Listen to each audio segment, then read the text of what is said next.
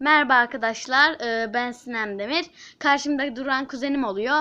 İşte sesi güzel onun biraz. Onun sesini dinlemenizi sizde bekliyorum. Bir şarkı söyleyecek. Başlıyoruz.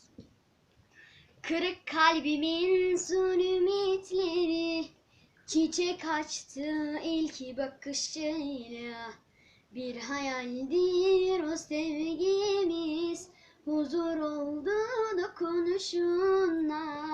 Ne yaparım ben yar sensiz, derdimi kime söylerim?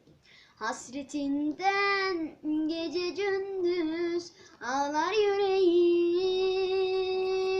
Aşkım benim, meleğim, söyle sensiz neydeyim? Görmediğin bir gün bile neler çeker kalbim benim. Sevinçle her zaman birlikte günlerimiz tarihlere kazınacak, bu ebedi sevgimiz. Merhaba arkadaşlar, benim ismim İbrahim, soyadım Çalışkan.